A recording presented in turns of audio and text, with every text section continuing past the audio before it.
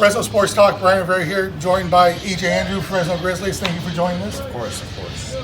EJ, how did you get your start in baseball? I started when I was 4 years old. The kind of traditional route of T-ball. Kind of just kept playing through high school, through college, and here I am. Was one of your parents an athlete, or did you? So my mom played basketball all the way up until high school. My dad, three-sport athlete, football, track, and basketball as well. So definitely runs in the family. Yeah, definitely, right? Just not baseball. Yeah. Right, and then of course you played high school ball at Long Beach Poly, and you had some success there. Yes, I was fortunate enough to get drafted out of Poly in the 36th round by the Pirates. Chose to go to Fresno State, get my education, but definitely liked the route I took. Yeah, and then how many other colleges besides Fresno State were interested in? I was talking to Long Beach State for a little while. Dartmouth College was another one, and then a couple other schools too. Gotcha. And you end up choosing Fresno State because? Yeah.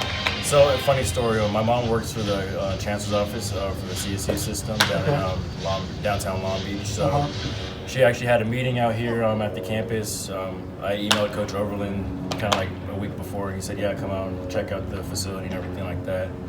On the spot, Bates offered me a scholarship, and it was kind of too good to pass up. So, and then you played 3 years, and just because was that just the goal from the beginning, or being drafted? Definitely another goal of mine after being drafted out of high school.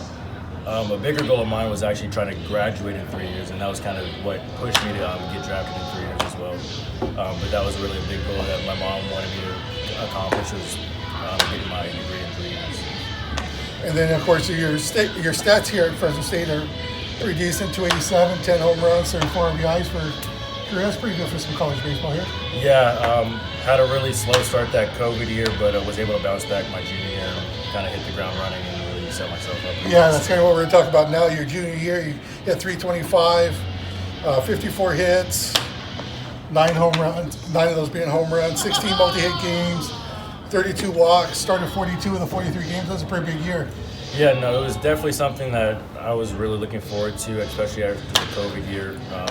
Really rough start, so I wanted to make sure I kind of came back in better shape.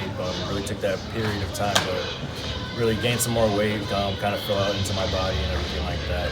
But it was a good year, one of my best years. Well, also you were talking about academics earlier. You were academic all-conference for your 3 years. Obviously, that was your mom's push, making sure you were good in the classroom. Yeah, ever since I started school, she was always making sure that I take care of everything in the classroom before I kind of took care of everything on the field. Yeah. And then, of course, your freshman year, you guys won Mountain West. What was that season like? What was special about that team? Well, I would say the chemistry on that team. There was a lot of kind of different players, freshmen like myself, fifth-year seniors like McCarthy Tatum, who's with the Phillies right now, and guys like Ryan Jensen, who's with the Cubs. So just a lot of good older guys that were willing to kind of take the younger guys like myself under their wing and kind of help them, help us kind of come together as a team and really make a push that year. And what was it like playing for Coach Basel for 3 years? I loved it. I mean, he's the type of coach I respond to best. He's going to tell you what you need to hear when you need to hear it. It's kind of up to he gives you all the tools you need and kind of up to the player and how you want to take those and what you want to do with them. But he knows a lot about the game, and I learned a lot about the game from him, and I'm grateful for being able to play for him. And what's it like playing at Biden Field in front of the Red Wave fans there? Something I can't explain. It's definitely a surreal feeling. Those fans come out every weekend and really support not just baseball, but all the sports programs out there. Just going to football games, it's a really good atmosphere. Yeah. And then you were drafted in the 13th round. Did you have any ideas? Did you have any suspect what was going on? I did. So we had an assistant coach, Jermaine Clark, my freshman and sophomore year at Fresno State. Stepped away from coaching and then started scouting for the Rockies, actually. And after I got drafted, he was the first guy that called me, told me congratulations, and then he said, "You know what this means, though? You're going back to Fresno."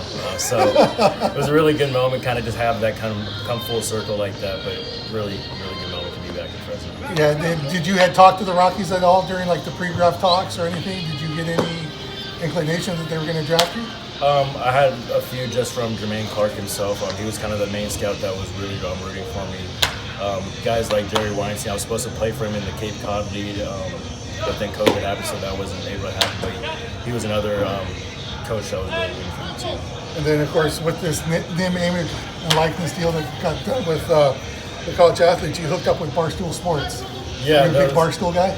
I am. It was something that was really new at the time, but it was really a really cool opportunity. Kind of got cut short, but still really good in the moment. Yeah, so just kind of just being affiliated with Barstool, just kind of a cool deal. And then how was it knowing that you were coming back here to play at Fresno again?